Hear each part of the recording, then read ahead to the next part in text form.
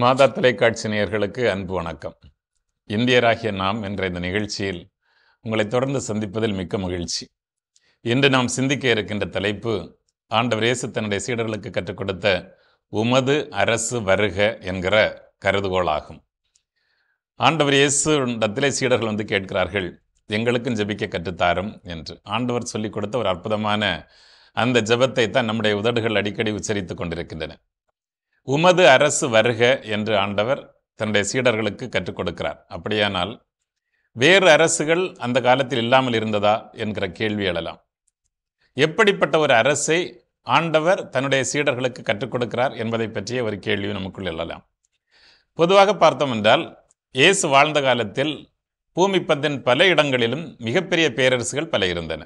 குறிப்பாக இயேசு வாழ்ந்த பாலஸ்தீன பகுதியே ரோமை பேரரசுக்கு ஒரு அடிமைப்பட்ட பிரதேசமாகத்தான் இருந்தது. அப்படி இருக்கிற பொழுது உமது அரசு என்று ஆண்டவர் இயேசு அவர்களுக்கு சொல்லிக் கொடுப்பது எதை குறிப்பிடுகிறது என்று நாம் பார்க்க வேண்டும்.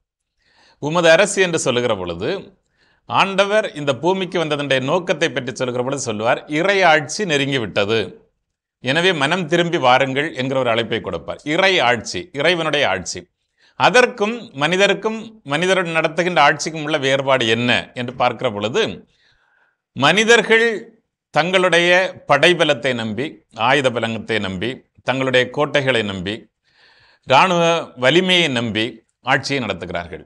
ஆனால் ஆண்டவர் நடத்துகின்ற அரசு என்பது மதிப்பீடுகளின் அடிப்படையில், சில விழுமியங்களின் அடிப்படையில் அமைகின்ற ஒரு அரசு. அதைத்தான் இயேசு தன்னுடைய சீடர்களுக்கு கற்றுக் கொடுக்கிறார். உமது அரசு என்று சொல்லுகிற பொழுது அந்த அரசு எந்த விதமான இராணுவ வலிமையை நம்பியல்ல, மாறாக இதயங்களை நம்பி கட்டமைக்கிற ஒரு அரசு. அந்த அரசினுடைய முக்கியமான பண்புகளாக நாம் பார்ப்பதெல்லாம் சமத்துவம், சகோதரத்துவம். இதைத்தான் ஆண்டவர் விண்ணுலகில் இருக்கிற எங்கள் தந்தையே என்று அழைக்க சொல்லிக் கொடுத்த பொழுது இதைத்தான் அவர் கற்றுக் கொடுக்கிறார்.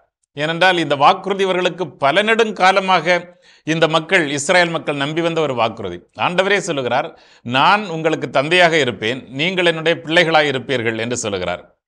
அவரே தலைவராக இருந்து அவர்களை வழி நடத்துகிறார். எனவே ஆண்டவருடைய ஆட்சிக்கும் மனிதர்களுடைய ஆட்சிக்கும் இருக்கிற வித்தியாசத்தை தன்னுடைய சீடர்கள் புரிந்து கொள்ள வேண்டும் என்பதற்காகவே ஆண்டவர் இதை சொல்லுகிறார்.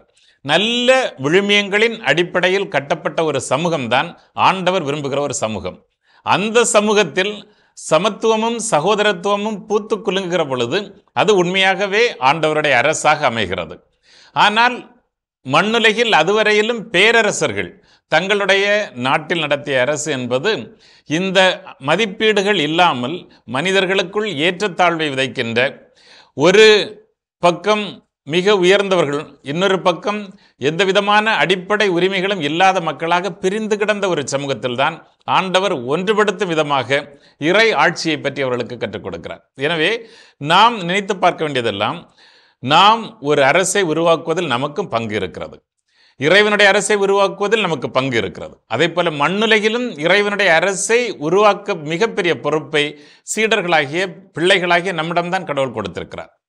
அந்த உருவாக்குகிற பொழுது நாம் மனதில் கொள்ள வேண்டியதெல்லாம், தொடர்ந்து ஆயுதங்களாலும் கோட்டை கொத்தளங்களாலும் வலிமையாலும் படை வலிமையாலும் ஒரு அரசை உருவாக்குகிறோமா, இல்லை மனித இதயங்கள் இணைந்து வருகின்ற, நெருங்கி வருகின்ற, ஒரு உண்மையான சமத்துவமும் சகோதரத்துவமும் கரம் கோர்த்து கொள்ளுகின்ற ஒரு அன்பு சமூகமாக, ஆட்சியாக அது அமைய இருக்கிறதா என்பதைத்தான் நாம் சிந்தித்து பார்க்க வேண்டியிருக்கிறது. எனவே இயேசு மிக தெளிவாக தன்னுடைய சீடர்களுக்கு சொல்லிக் கொடுத்ததெல்லாம், உலகெல்லாம் இந்த செய்தியை எடுத்து சொல்லுங்கள், இதுதான் நற்செய்தி. ஏன் நற்செய்தி என்று சொன்னால், பல நேரங்களில் எந்த உரிமைகளும் இல்லாமல், உரிமைகள் மறுக்கப்பட்டு நொறுக்கப்பட்டு கிடக்கிற ஒரு சமூகத்தில் வா சகோதரனே, வா சகோதரியே என்று இதயத்தோடு இணைத்துக் கொள்ளுகின்ற ஒரு உறவு முறை கொண்ட ஒரு அரசாக அது இருக்க வேண்டும் என்று ஆண்டவர் விரும்பினார். இதயங்களின் ஆட்சி அங்கே நடைபெற வேண்டும் என்பது ஆண்டவருடைய விருப்பமாக இருந்தது. நாம் சிந்தித்து பார்ப்போம், ஒரு குடிமக்களாக அப்படிப்பட்ட ஒரு ஆட்சியை இந்த மண்ணில் உருவாக்குவதற்கு எந்த விதங்களிலெல்லாம் நாம் நம்மை கையளித்திருக்கிறோம், கையளிக்க போகிறோம் என்பதை நாம் ஒவ்வொருவரும் நாம் மட்டும் தேடுவதோடு மட்டுமல்லாமல் இணைந்து தேடக்கூடிய மிகப்பெரிய பொறுப்பிலே நாம் இருக்கின்றோம். எனவே ஆண்டவருடைய அரசு வருவதற்கு உழைப்போம். உழைப்பதற்காக உங்களுக்கு நான் நன்றியை தெரிவித்துக் கொள்கின்றேன். மீண்டும் நாளைய தினம் சந்திப்போம். நன்றி, வணக்கம்.